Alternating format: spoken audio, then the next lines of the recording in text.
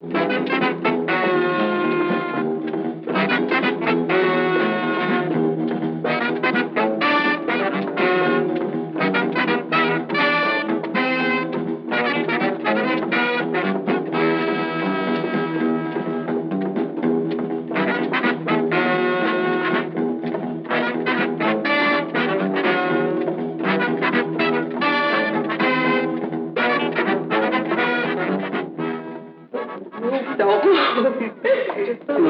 really got to get Oh, it's Captain York.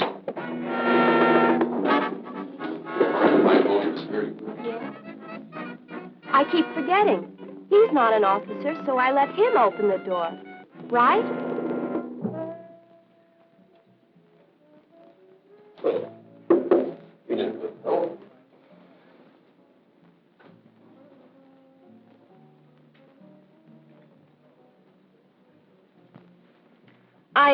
I never know which one to use. Now, let me see. Oh, well, I wasn't too hungry anyway.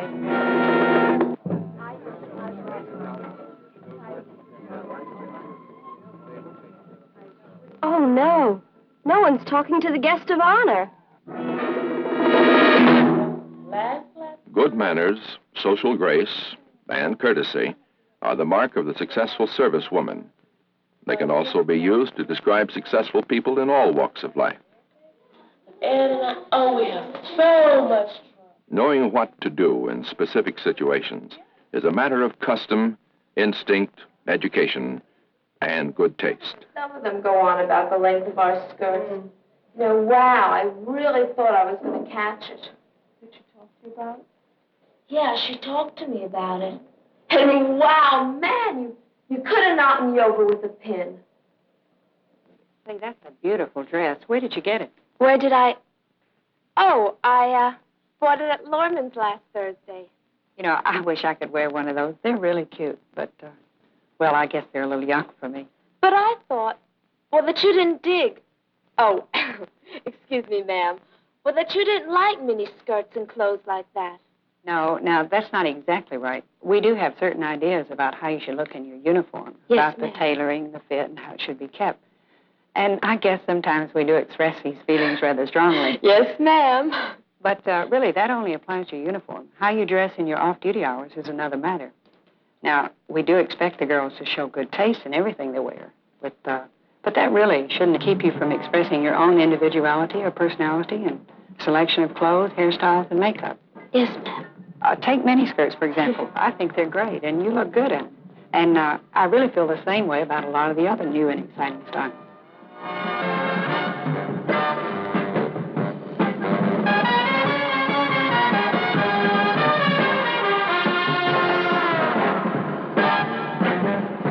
They're all fine, in the right place and at the right time. Well, you might say that's the key to the whole thing, the right place and at the right time. And I feel the same way about makeup and jewelry. Because, well, you'd probably look a little dowdy if you didn't wear, more dramatic makeup in the evening, something that would set off your costume. Yes, ma'am. But, well, I really have no argument with any of it, so long as it's appropriate and worn at the right time. Wow, I really never knew you thought that way about it, Captain York. Well, I can't wear many of the new styles myself, but I like them. In fact, I think they're just fine. Well, between you and I, Captain York, a lot of the people around here would be very surprised. Some of the girls think that she's old-fashioned, and I don't know, just out of it. Let me tell you something, girls. Anybody that thinks that about Captain York is like making really one big mistake. She happens to be an absolutely groovy person and really a swinger. Boy, you really changed your mind about her in a hurry. Anyway, I'm glad to see that running into Captain York didn't spoil your evening. It didn't at all. Well, that's great, because mine was such a mess. Really? What went wrong? Everything that could possibly go wrong went wrong. They were all little things, but boy, they really added up and wrecked my evening. The whole thing started in the restaurant. Even ordering the food was a big problem. No soup. No soup. No soup. No. And then, that's right. And then I will have the roast beef, please. Roast I'll beef. have that, yes, roast beef medium rare. Medium, And then I would like to potato, have, and sour cream. no, I'm sorry. The gentleman would like the baked potato. I want a baked potato. Yeah. roast beef, sir? No. No, the lady would like to have the roast beef. I'm terribly sorry. Yes. No, that's all right. No, I would like the roast beef medium rare. Right. And then I would like to have... With the baked potato, With the baked and sour cream. It was a mess, all right. A real mess. And both of us talking at the same time. Wow. The orders got so mixed up, like it was just terrible. Well, that shouldn't give you any trouble, Sandy. That's really no problem at all. You can find out all about that kind of stuff in any book of etiquette. I can? Sure. Here, I'll explain to you how it works. All you have to remember is to always tell your escort what you'd like to have, and then let him place the order for you. That's right, Sandy. Just tell Frank. I would like the shrimp cocktail, please. Roast beef with a baked potato and a tossed salad. Very good. Good evening, sir. Madam. You care to order now? Yes, the lady would like the shrimp cocktail, roast beef, medium rare, the baked potato, and a tossed salad. What sort of dressing would you like on that? Oh, Russian, please. Russian. Listen to me giving you all the answers as if I knew all about it. Sandy, don't let it fool you. I get into plenty of messes myself. Do? I sure do. Well, just the other night, when I was on my way out with Tom... It was only a little thing, but it was so confusing. I have to stop and think these days, because I can't remember when I'm supposed to open the door and when I'm not.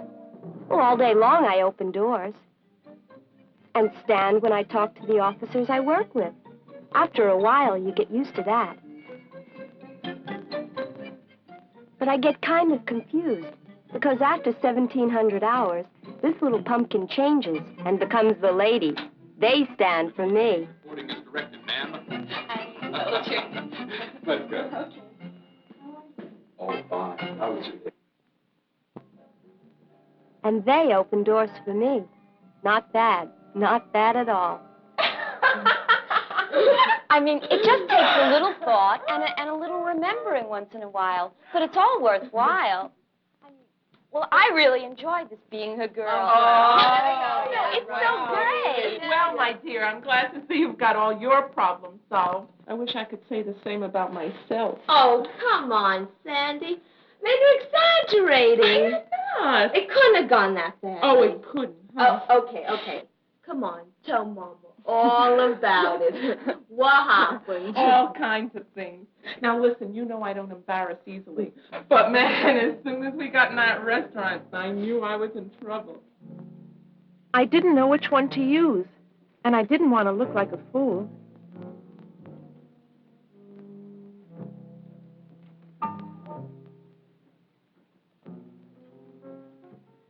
That's easy, Sandy. You don't have to worry about a thing like that. I used to get bugged by that, too, but no more. Now you can find out what each piece of silverware is for. But if you don't know, all you have to do is work from the outside of the service into the plate.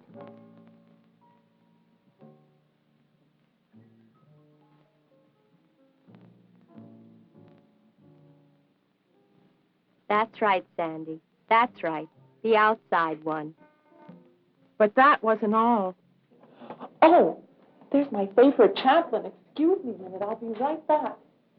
Hello, Chaplain Mills. How are you today? I'm so happy to see you. Oh, Chaplain Mills, I would like you to meet a friend of mine, Frank Parker. Frank, I would like you to meet Mrs. Come on, Sandy, you can do it. Just remember the rules. Always present the gentleman to the lady. In the military, it's the junior to the senior member. And always mention the lady's name first. It's simple. Mrs. Mills, Chaplain Mills, may I present Sergeant Parker? Good evening, Sergeant Parker.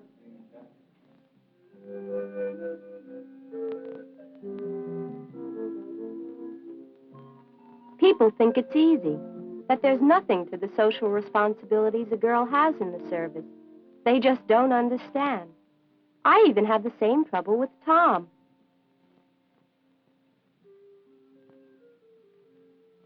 What's the big deal? So you have to set up a reception for the new sergeant major. What's so tough about that? What's so tough? Well, you may not realize it, but there's a lot to setting up an affair like this. It just doesn't happen, you know. Well, I would say that the first thing we have to do is to get organized and decide what kind of party we want, where we're going to get the money, how much money we want to spend, things like that. You know, this is a very important event, and, well, I really think we should have a sit-down dinner. No, I don't think that's necessary. Possibly a nice morning coffee. Besides, at this time of the month, not too many of us have money to spend to afford a dinner. Well, I think it ought to be a reception buffet myself.